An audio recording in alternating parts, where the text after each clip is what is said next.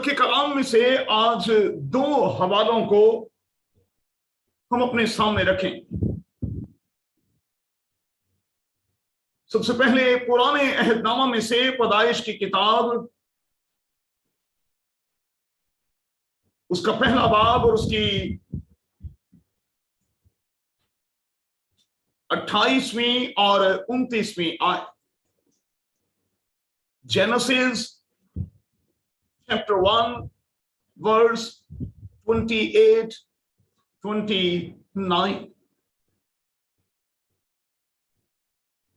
मेरी गुजारिश है कि आप जहां भी हैं मेहरबानी से पैदाइश की किताब के पहले बाब की 28वीं और 29वीं आयत को एक आवाज होकर पूरे दिल के साथ तलावत करें। जी। और खुदा ने उनको बरकत दी और कहा कि फलो और फड़ो और जमीन को मामूरो माकूम करो और समंदर की मछलियों और हवा के परिंदों और कुल जानवरों पर जो जमीन पर चलते हैं इख्तियार रखो। और खुदा ने कहा कि देखो मैं तमाम पूरी जमीन की कुल बीजदार सब्जी और हर दरख्त जिसमें उसका बीजदार फल हो तुमको देता हूँ तुम्हारे खाने को। इसके साथ ही हम अहद जदीद की तरफ चले। डॉक्टर लूका का अंजीली बयान, उसका 13वां बाब और उसकी 6वीं ता 9वीं आयत।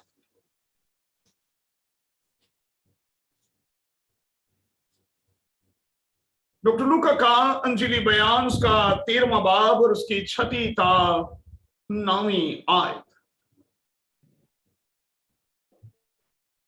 मेहरबानी से एक बार फिर इन 4 आयात की मिलकर तलावत करें। जी। इसने ये तमसील कही कि किसी ने अपने पाकिस्तान में एक अंजीर का दरख्त लगाया।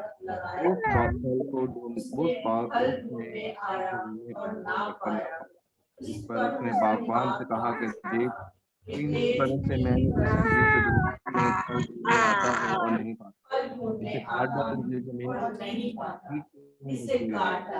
ये जमीन को भी क्यों रोके रहे? उसने जवाब में उससे कहा, आए खुदावन, इस साल तू और भी उसे रहने दे, ताकि मैं इसके गिर्द फला खोदूं और उसे काट डालूं। अगर फला नहीं तो इसके बाद काट डालूं। खुदावन के पाक कलाम के पढ़ें। उसके कलाम की तलावत पर बाइबल मुकद्दस के इन दोनों हवालों पर खुदावन की बरकत हो।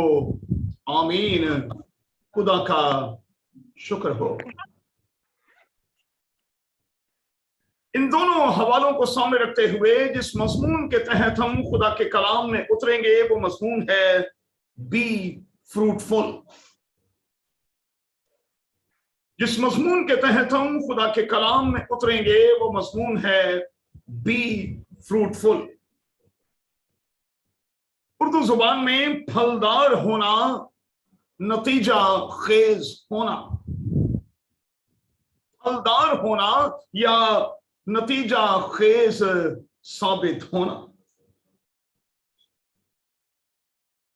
और सुबह की इबादत में अगर मैं और आप अपने कानों को थोड़ा सा ट्यून करें तो यकीनी तौर पर हम खुदा की आवाज को सुन पाएंगे।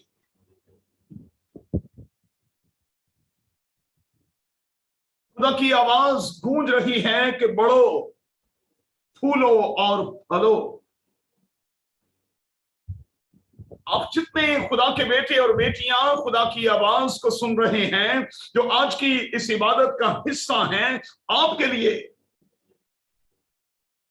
आज के दिन में खुदा की आवाज यह है कि तुम बढ़ो, फूलो और फलो।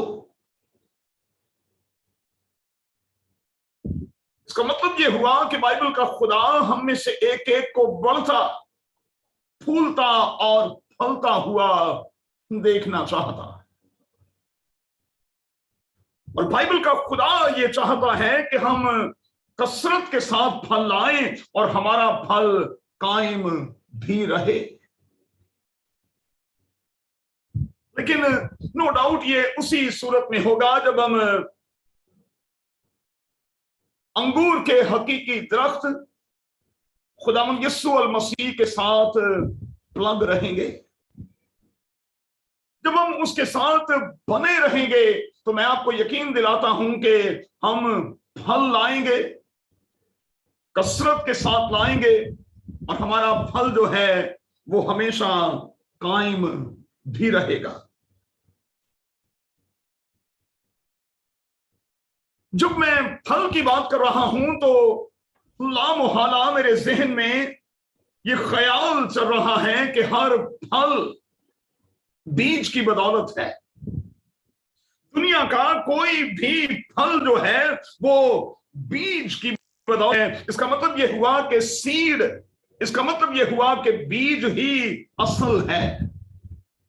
दुनिया में जितना फल है वो सीड की वजह से, बीज की वजह ही से तो है। अगर मैं और आप चाहते हैं कि हम फलदार हों तो फिर हमारी जिंदगी में बीज का होना बहुत जरूरी है, क्योंकि हम बोएंगे तो हम काटेंगे, हम बीज को बोएंगे तो हम फल की पोजीशन तक पहुंच पाएंगे। और फिर खुदा के कलाम में तो सफाई के साथ ये कह दिया गया है कि जो जैसा बोएगा वो वैसा ही काटेगा। तो हमें देखना होगा कि हम अपनी जिंदगी के हवाले से, अपने खानदान की जिंदगी के हवाले से, अपनी कलीसियाई जिंदगी के हवाले से और अपनी कौमी जिंदगी के हवाले से किस किस्म का बीज बो रहे हैं। जो कुछ हम बो रहे हैं हमें आने वाले कल में उसी की फसल काटनी होगी। आज की सुबह में फल और सीड को, बीज को ज़हन में रखते हुए मैं 5 बातें आपको सिखाना चाहता हूं। मेहरबानी से मेरे साथ साथ चलने की कोशिश करें। आज के लिए पहली बात, इस दुनिया में जिसमें मैं और आप सांस ले रहे हैं, इसमें मुख्तलिफ कलर्स के, इसमें मुख्तलिफ साइज के और इसमें मुख्तलिफ शेप्स के बीज हमें दिखाई देते, मुख्तलिफ कलर्स के, मुख्तलिफ साइज के और मुख्तलिफ शेप्स के। इसका मतलब यह हुआ कि अगर बीज का कलर, साइज और शेप मुख्तलिफ है, उसी की बदौलत फलों का साइज, उनका कलर और फिर उनकी शेप जो है वो हमें मुख्तलिफ मुख्तलिफ दिखाई देती।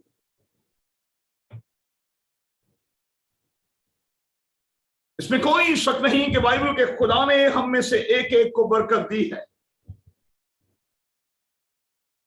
और बाइबल के खुदा ने पैदाइश की किताब में 8वें बाब की 22वीं आयत में हमें पहले से बता रखा है कि जब तक ये जमीन कायम है, बाइबल में यही लफ्ज है, 8वें बाब की 22वीं आयत में लिखा है, जब तक ये जमीन कायम है बीज बोना और फसल काटना माकूफ ना होगा। मैं और आप बोते रहेंगे और मैं और आप काटते भी रहेंगे, लेकिन मैटर ये करता है कि हम क्या बोते हैं और फिर किस किस्म की फसल हम काटते हैं।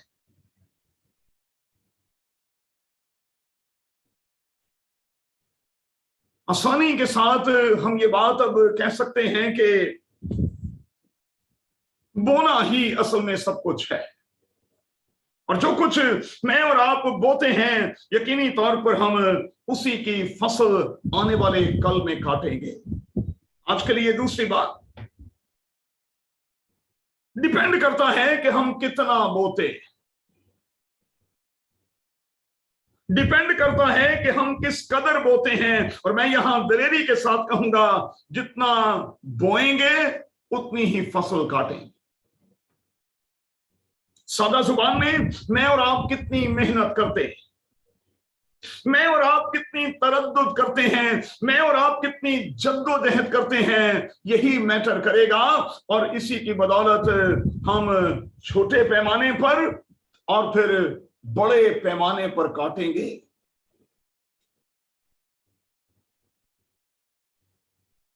तीसरी बात,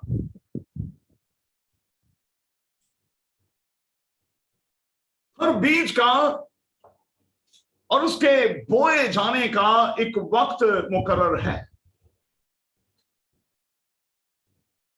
हर बीज के बोए जाने का एक वक्त मुकर्रर है। हमें यह देखना होगा कि जो बीज हम बो रहे हैं क्या वो सीजन के मुताबिक भी है या कि नहीं, हालात और वक्त के मुताबिक है भी कि नहीं। हालात और वक्त और कई बार मौसम हमें उस बीज को बोने की इजाजत भी देता है या कि नहीं। अगर हम कंडीशंस को जहन में ना रखते हुए बीज बोएंगे तो फिर वो बीज ना तो उगेगा और ना हम उससे फायदा उठा पाएंगे। ये वो बात है जो वाइज की किताब के 3 बाब में लिखी। दुनिया का सबसे दाना शख्स कहता है कि बीज के बोने का एक वक्त है और फिर काटने का भी एक वक्त है।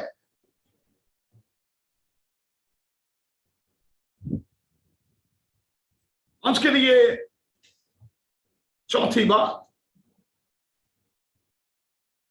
मुझे नहीं पता कि आपने आज के दिन तक अपनी जिंदगी के हवाले से, अपने खानदान के हवाले से, अपनी कलीसिया के हवाले से और अपनी कंट्री के हवाले से किस किस्म का बीज बोया है और कैसे बोया है। लेकिन मैं दलेरी के साथ ये कहूंगा कि अगर आप यीशु के नाम से बीज बोएंगे तो फिर आप 100% काटें। जब आप यीशु के नाम से बीज बोएंगे तो फिर आप यकीनी तौर पर 100% की सूरत में काटेंगे। आइए मेरे साथ एक हवाले की तरफ चलें। 2 कुरिन्थियों नामा बाब और उसकी 10वीं आयत। 2 Corinthians chapter 9 verse 10। बस जो बोने वाले के लिए बीज और खाने के लिए रोटी बाहम पहुंचाता है, वही तुम्हारे लिए, मेरे और आपके लिए, हम में से एक एक के लिए बीज बाहम पहुंचाएगा और उसमें तरक्की देगा और तुम्हारी रास्तबाजी के फलों को बढ़ाएगा। जब हम खुदावंद के नाम से बीज को बोएंगे तो फिर मैं आपको यकीन दिलाता हूं वो बीज हमारे लिए तरक्की का बायस होगा, वो बीज हमारे लिए बरकत का बायस होगा और उस बीज को खुदा बढ़ाएगा।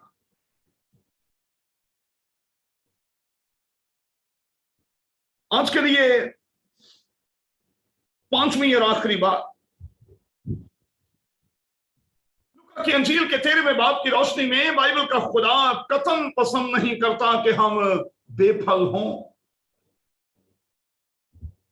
अदन में दुनिया के पहले जोड़े को की किताब के 8वें बाब की 22वीं आयत में कह दिया कि बोना और फसल का काटना माकूफ नहीं होगा, हमें इस अमल को जारी रखना होगा। और जब हम इस अमल को यीशु के नाम से जारी रखेंगे तो अभी मैंने साबित किया कि हम इफेक्टिव साबित होंगे।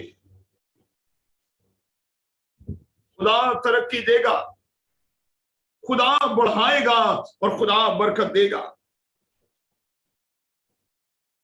लूका की अंजील के 13वें बाब की रोशनी में बाइबल का खुदा कतई पसंद नहीं करता कि हम बेफल रहें।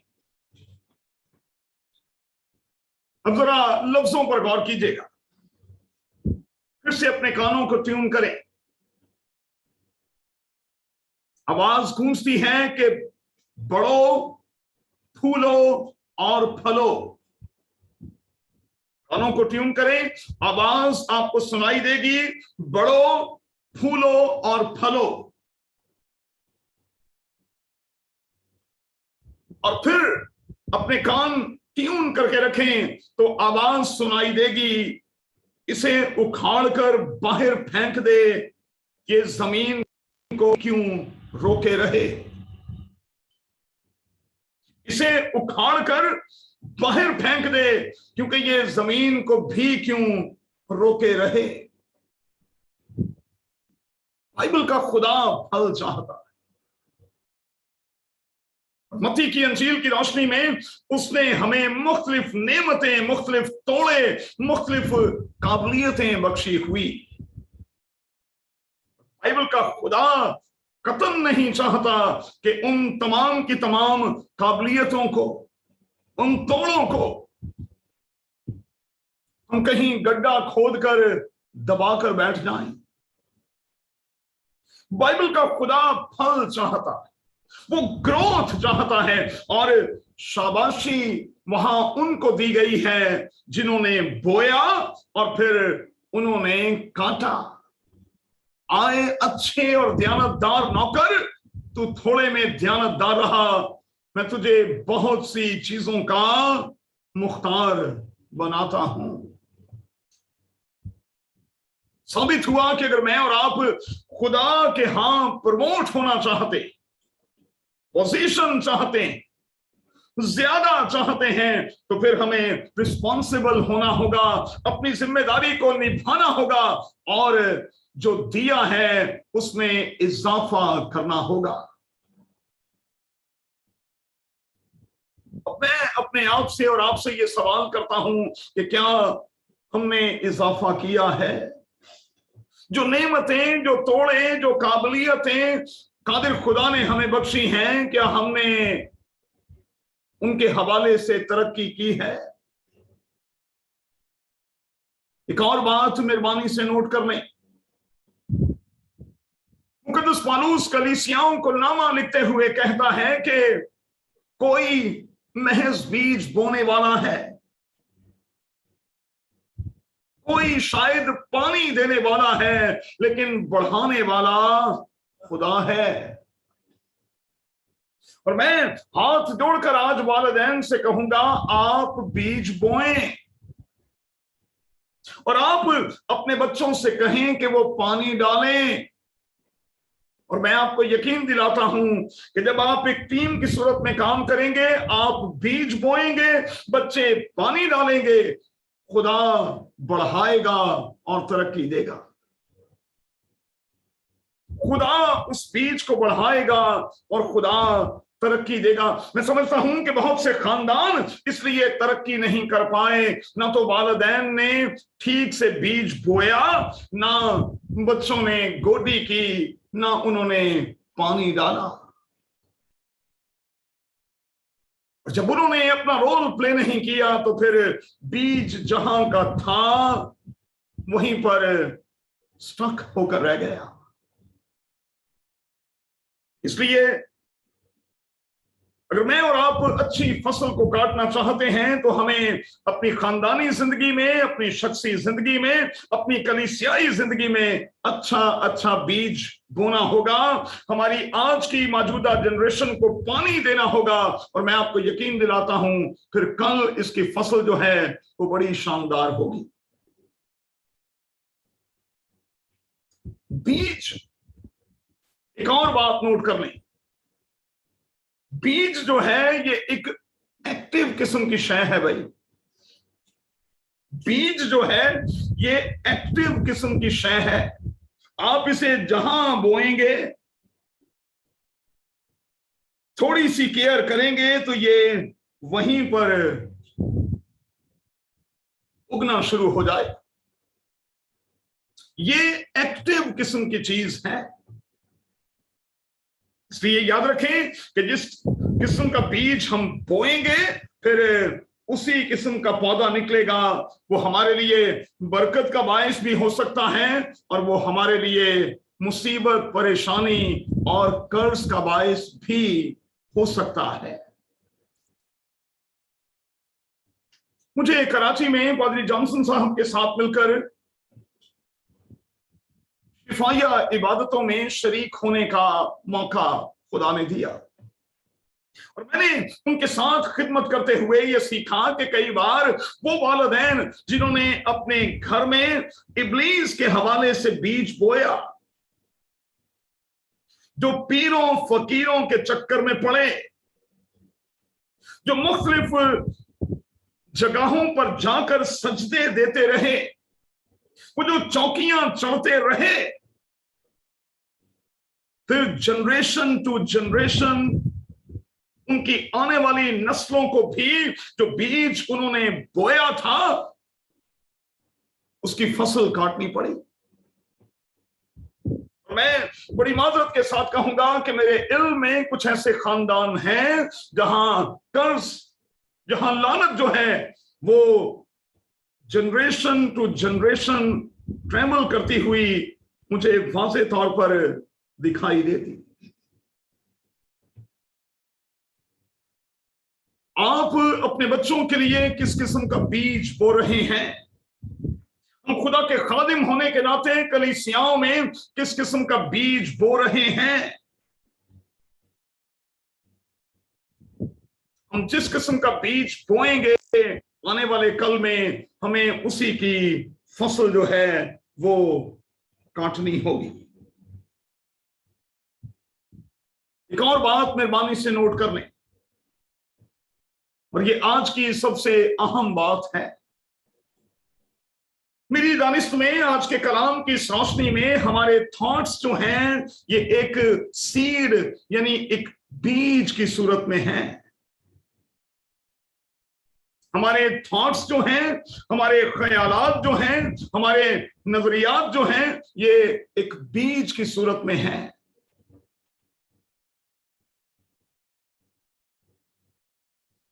और इसमें कोई शक नहीं, दुनिया का सबसे दाना शख्स कहता है कि जिस शख्स में जिस किस्म के अंदेशे और ख्याल हैं वो बिल्कुल वैसा ही है। इसका मतलब ये हुआ कि मेरे और आपके थॉट्स जो हैं वो मुझे और आपको शेप देते, मेरे और आपके थॉट्स जो हैं मुझे और आपको कलरफुल बनाते, मेरे और आपके थॉट्स जो हैं वो मेरे और आपके लिए बरकत का भी और मेरे और आपके लिए तबाही और बर्बादी का बायस भी बनते हैं। सो हमें देखना होगा कि हम उठते बैठते चलते फिरते खुद के लिए, अपने खानदान के लिए, अपने साथी के लिए, अपने बच्चों के लिए, अपने वालिदैन के लिए और अपने बहन भाइयों के लिए किस किस्म का बीज बोते हैं। जो बोएंगे हमें आने वाले कल में उसी की फसल जो है वो काटनी होगी। तो आइए आज के दिन में कम से कम 3 बातें अपने सामने रखें। पहली बात, बीज एक एक्टिव चीज है, ये रुकेगी नहीं। जैसा बोएंगे वैसा ही निकलेगा, वैसा ही काटेंगे। और आज गौर कीजिएगा कि मैं और आप क्या बो रहे हैं। दूसरी बात, जितना ज्यादा बोएंगे, जितनी ज्यादा मेहनत करेंगे, उतना ज्यादा फल खुदावंद से लेंगे। मैटर करता है कि मैं और आप कितनी जद्दोजहद करते हैं, कितनी स्ट्रगल करते हैं। जरा नोट करें भाई, खुदा ने बनी नौ इंसान को बरकत दी है, बनी आदम को बरकत दी है, दुनिया के पहले जोड़े को बरकत दी है, और उसी जोड़े के बेटे और बेटियां उनकी औलाद होने के नाते वो बरकत ट्रांसफर होती और होती चली गई है। हम में से एक एक उसी बरकत के नीचे है। और बरकत क्या है? बढ़ो, फूलो और फलो। लेकिन वजह क्या है कि कोई तो बहुत बड़ा हुआ, कोई बहुत ज्यादा फला और फूला हुआ दिखाई देता है, और कोई हमें बिल्कुल लिस्सा सा दिखाई देता है। बरकत तो सबके लिए है ना भाई। खुदा कोई कानी वंड तो नहीं करता ना भाई।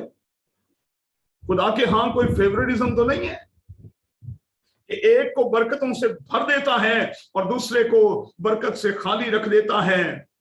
ऐसा नहीं है।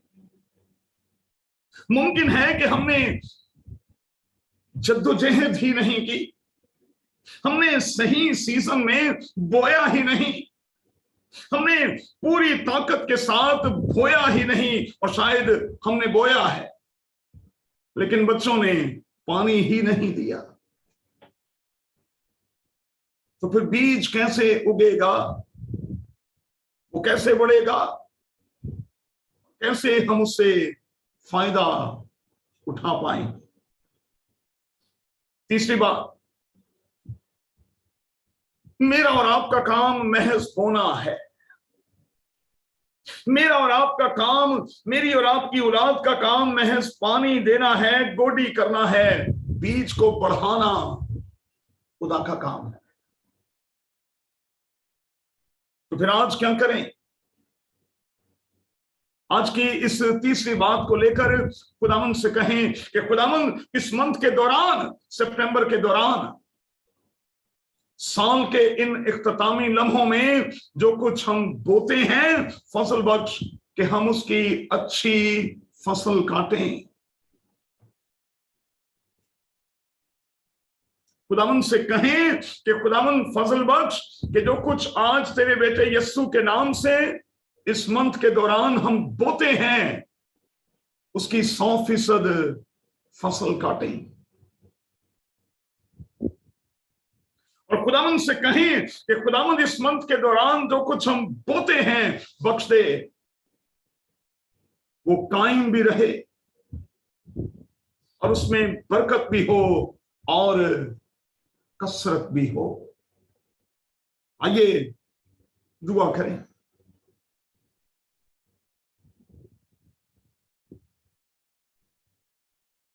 बेटी अनम विलियम के साथ मिलकर हम खुदावंद से दुआ करेंगे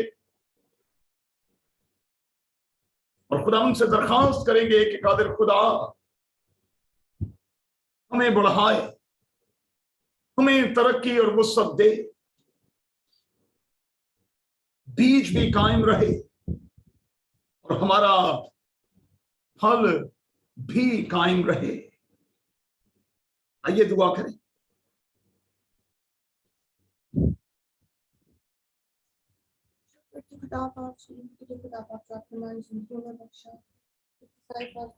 के लिए, इस मौका के लिए खुदावंद को आपने बख्शा कि एक बार फिर आपके हुजूर में आके आपकी बातों को सीखने वाले बन सके, उसके लिए खुदावंद को शुक्र करते हैं। दुआ करती हूँ खुदावंद आज जो कुछ आपके कलाम में से सीखे हैं उस पर हमें अमल करने वाले बनाएं खुदावंद। कि बाकी के सारे दिन में हमारे साथ रहना, बड़ी फासले में बबानी कीजिए। सब कुछ मांगते के नाम से आमीन। ऐ हमारे बाप, तू जो आसमान पर है, तेरा नाम पाक माना जाए, तेरी बादशाही आए, तेरी मर्जी ऐसे आसमान पर पूरी होती है जमीन पर भी हो। हमारी रोज की रोटी आज हमें दे, और जिस तरह हमने अपने कसूरवारों को मुआफ किया, तू भी हमारे कसूर हमें मुआफ कर। हमें आजमाइश में न ला, बल्कि बुराई से बचा, क्योंकि बादशाही, कुदरत और जलाल हमेशा तेरे हैं। आमीन। एक आवाज होकर कहेंगे, और अब हमारे खुदावंद यीशु मसीह का फजल, खुदा बाप की मोहब्बत, पाक रूह की रफाकत और शराकत हम सबों के साथ अब से हमेशा तक होती रहे। आमीन। दो बातों का मेहरबानी से लिहाज रखिएगा।